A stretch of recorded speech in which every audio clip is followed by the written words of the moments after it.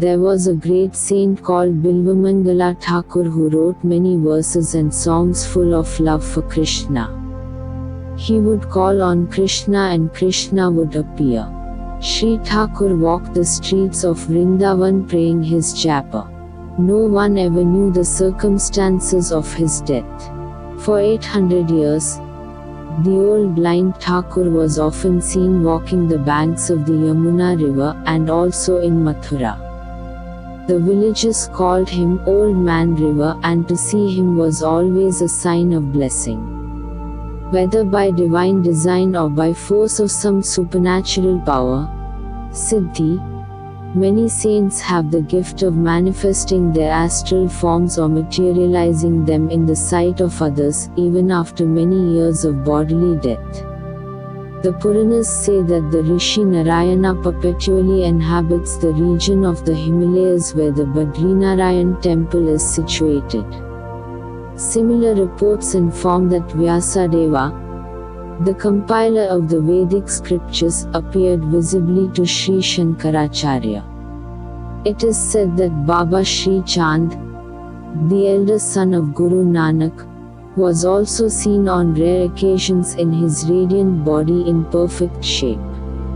Many of those who manifest the gift of materializing their astral forms have not experienced physical death, they have simply disappeared in the light, as in the case of the Seva saint, Sri Vallala, and the Vavishnava saint Tiruppanilvar.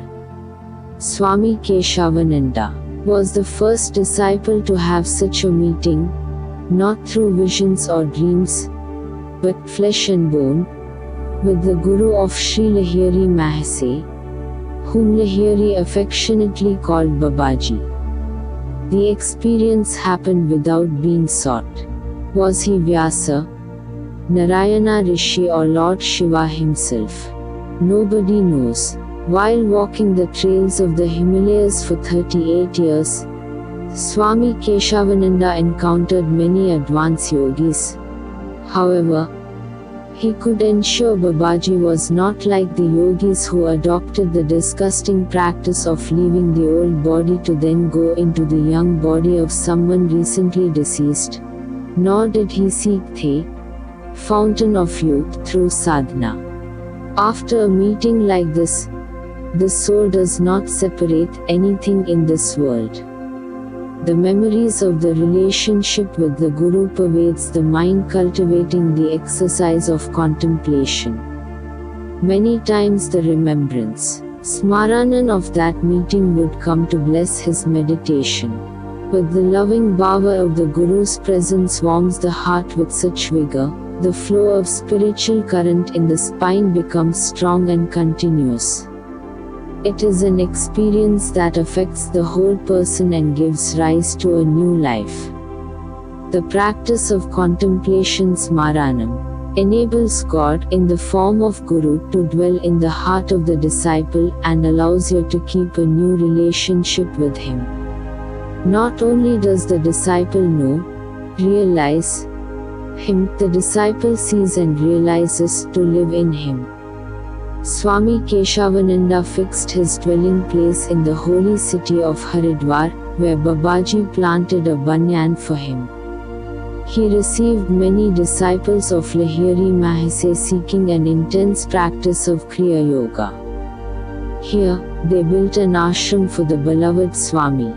A few years later, an English colonel tried to expropriate the Swami and his disciples with the intent of building a watchtower for the purpose of observing a nearby dam.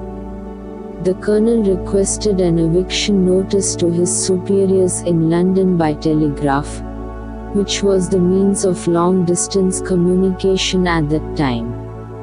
The court official who was drafting the order looked up, and there in front of him stood a middle-aged man with grey beard, wearing a faded saffron-colored coat. His skin was dark olive and the long braids of hair down to his waist looked strange, but what appeared even stranger were the thick dreadlocks on top of his head.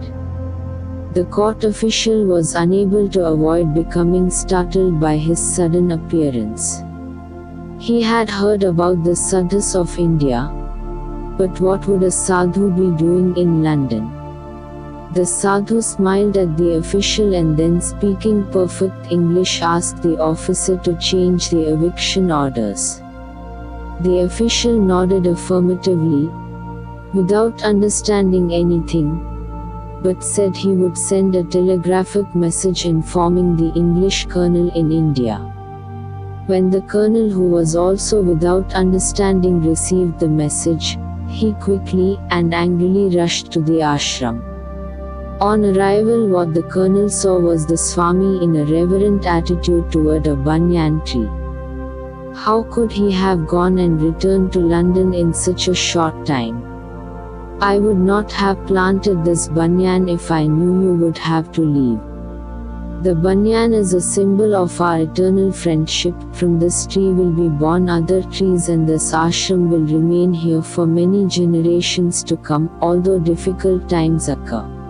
The voice of Babaji came to him clear and bright through the Ajna Chakra.